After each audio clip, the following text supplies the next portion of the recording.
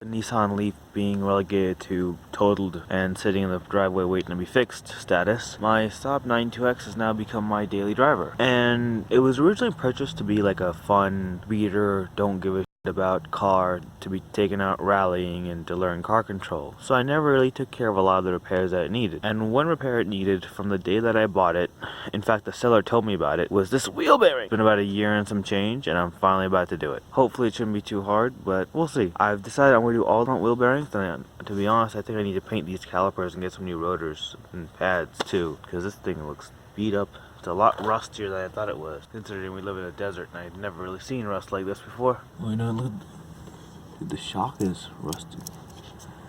Well, now I'm really worried about the strut towers. Well, we'll see how it goes. Well, time to start pulling this thing apart. As you can tell, the car is already on jack stands. Everything's already supported.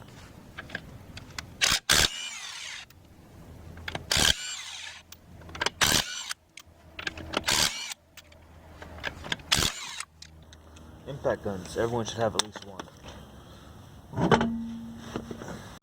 This actually looks like it's going to be pretty easy. There's only a few bolts holding everything together. There's two for the shock, which definitely needs to be replaced, to be honest with you.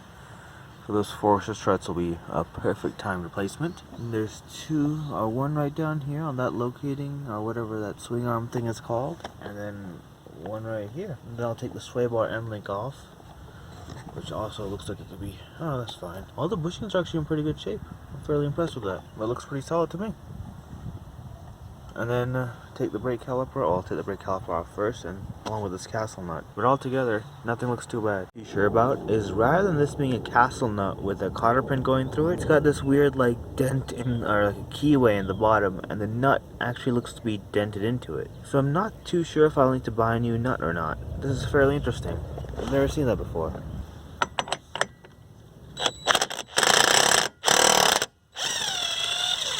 It came off fairly easily. Okay, so now this main hub nut has been removed, my next step is going to be to take off this brake caliper. I've already stuck a big breaker bar on the back. I'll be taking off that bolt right there that holds the brake caliper to the actual mounty thingamajigger. And then the other bolt right back here to take that off. Once the brake caliper is off, I'm going to tie it to the strut right here using some zip ties so I don't put any undue stress on the brake line, which also needs to be replaced anyway. I think the backside of this car didn't really get much love and attention. If you can see back there, my rear diff seems to be leaking quite badly. Well, not quite badly, but decent amount of leakage. Definitely more leakage than I'd like to see. Okay, that's now off, and time for me to hang it up. Let's stick one zip tie through here.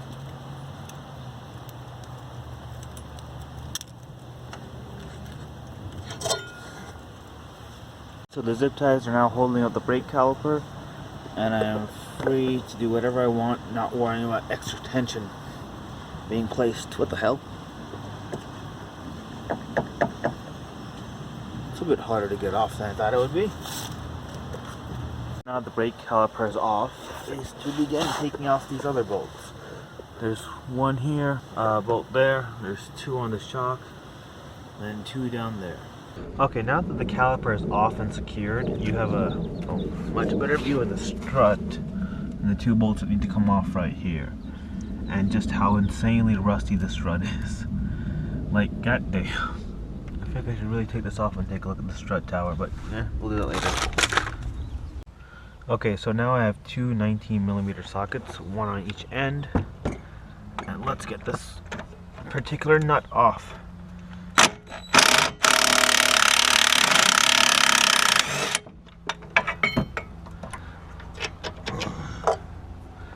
Probably keep these two together.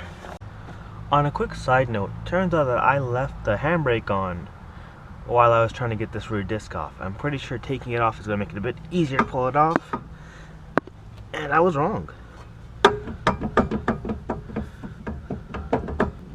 Oh, was I right? Let's see.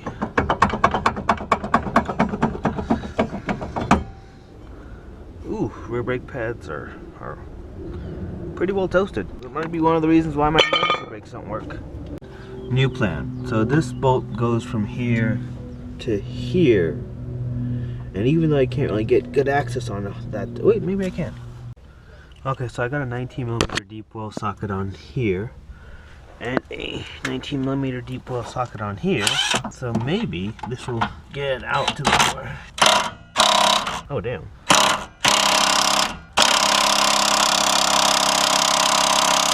Maybe not. I'm a little frustrated with right now with the Subaru, and it's this long bolt. Starts out here, ends right down there. That one, right there. Right? And if you take a look at it, it's not coming out. That's probably because it seems to be really rusted and corroded in the back. And literally no matter what I do, I've been impacting it for a while. I've been running WD-40 through it like crazy. I've been hitting on it with a hammer. Might have damaged this bit because I keep hitting on it with a hammer, but it's not coming out. And I am mildly perplexed as to how to get this out. It's a pretty design, to be honest with you. I was looking for another way to get it out, but nope, there is none. And I'm pretty sure if I do get it off, it's not going to be usable to put it back on, so I'll need to go get a new one of these. Probably need the new bushings if I decide to torch it out. Why, Subaru? Why? Gun on. Oh, so I've been running the impact gun on this thing for a few minutes now. Actually closer to about 10 or so, to the point the socket is actually hot. And you can just see this just tons of rust and dirt just falling off the car. Kind of looking hopeless, not gonna lie. My hands are shaking because of how much I've been using this thing. Weird. I got the nut off of this end, but it still won't come out over here. So it's stuck inside that arm, which is so weird because it came off so easy on this side. I don't know, maybe it'll start turning now. Nope. Okay, so I decided to give the impact gun a bit of a break, and I tried to use this pipe to get more leverage on the breaker bar. And I kid you not, the only movement that came was the deformation of this pipe. We'll give it a try, both of us. With what? Yes. But let's use our manliness powers. Okay, so. Okay, ready? 1, 2, 3. Have also to move. Okay, go down. Okay, here we go. Oh! Did we just break your breaker bar? It just slipped off, I think. Oh. Let's check the bowl. It's okay. No, it's a little stripped. Well, my friend. Try it. Torch? I believe torch. Torch. Okay, so it is now the next day, as you can probably tell by the sun being out, and I am about to torch this thing. Pepper, no. I'm about to torch it. Now, I am being smart. I do have proper fire suppression technology with me, so let's do this. This can either go really well or really badly.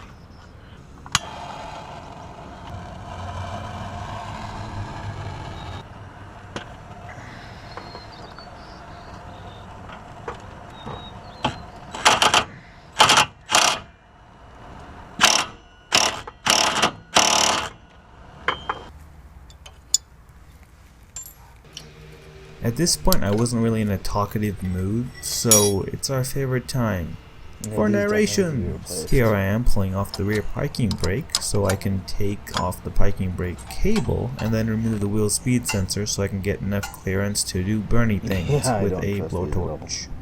And burn the bushing, in case you didn't already guess that is what I was doing.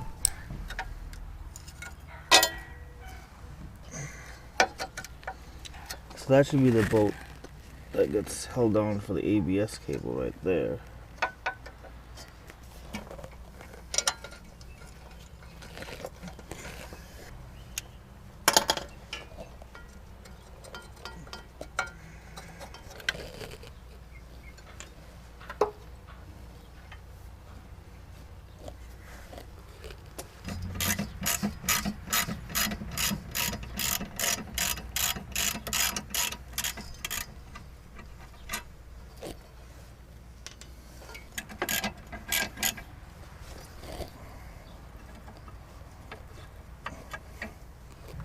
I'm actually kind of scared because that's the gas tank, so I'm trying to be really careful with this.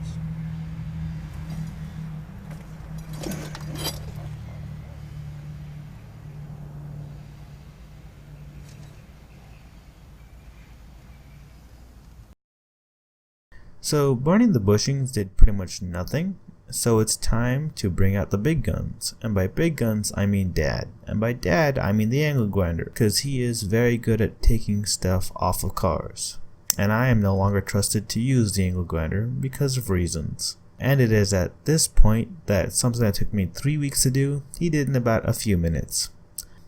So it's kind of obvious that he's a lot better doing manly things than I am.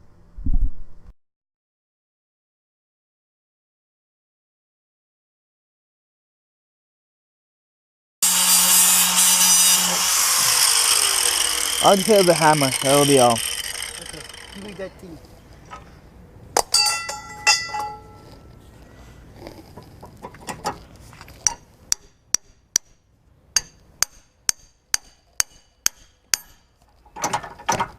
Okay.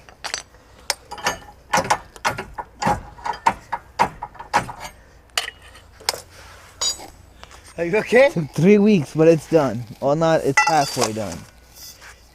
Yeah. Oh.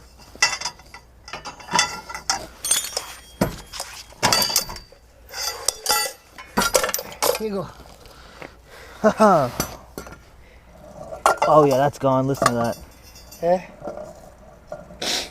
Junkyard, and I've been pleasantly surprised, but also kind of saddened to find two Saab 92Xs, one black with a really good hatch, and one blue right over there. And I've also found a Hawkeye Impreza and a Bug-Eye TS Impreza over there. But this 92X appears to have almost no rust on it. The lateral link bolt is already gone, so I know it's not seized in there. Everything looks mint.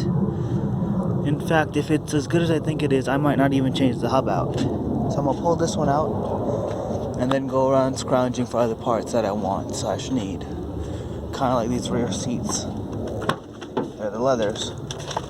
They're in really good shape. A little dusty, but not too bad. From the junkyard, my little Saab scavenger hunt exploration day.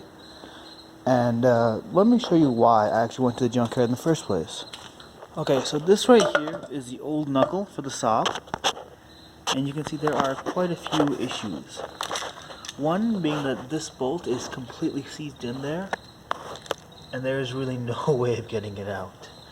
I decided it would be easier just to get another knuckle from the junkyard and then deal with all this mess. And I just want to demonstrate just how bad this bearing was. Now listen.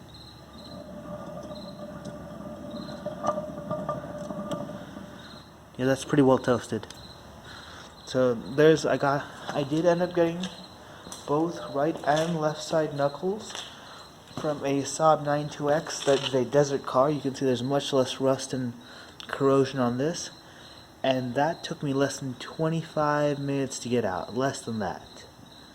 So you can really see the difference between a desert car and a, Midwest rusty car. Now, while I was in the junkyard, I did manage to find a few other cars, namely a Subaru Impreza and another Saab 92X with all the parts I wanted to get. So I got the roof racks off the Subaru Impreza Outback. I got an auto-diving rear view mirror with a compass, also off a Subaru Impreza Outback. And I got the leather seats, the rear bench from the 92X, and the partial tray from the 92X as well, along with all the door panels. So I basically got the whole leather interior minus the front two seats. They were too far gone and would have been too much of an effort to try and get them reupholstered. I'm just going to keep going and see if I find another Saab 92X with leather front seats. And I got all of this for maybe less than about $250. So I think I got a pretty good deal. I also got one of the rear lateral links out of that junkyard car. I should have gotten them both, to be honest with you, but meh, it was hot and I didn't feel like,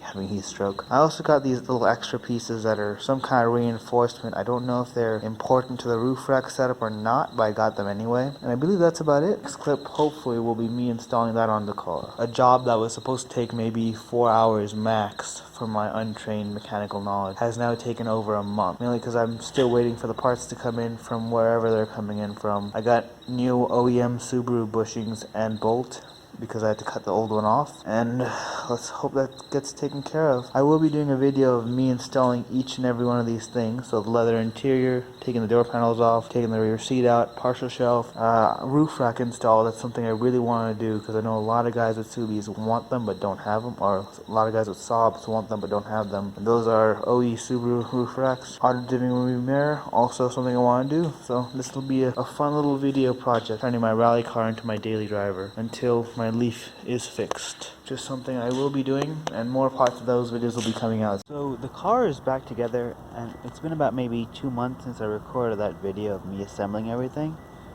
I did opt to use the hub and bearing assembly from the Junkyard rather than actually press out the bearing, press the new one in, then install it. No, I did install a new lateral link and bolt and new bushings because I did burn out the old ones.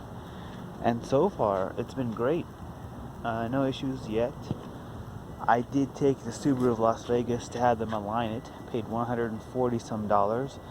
They tried 3 times and actually made the alignment worse each time. So there's that. The way I set it up when I took it there the first time was better than each time when they aligned it themselves using their rack. So yeah, other than that, everything's good to go. Brakes are fine. If you enjoyed the video of me disassembling it and showing just how much of a pain it was to take apart, hit like if you want to see more, hit subscribe, and I'm walking away now.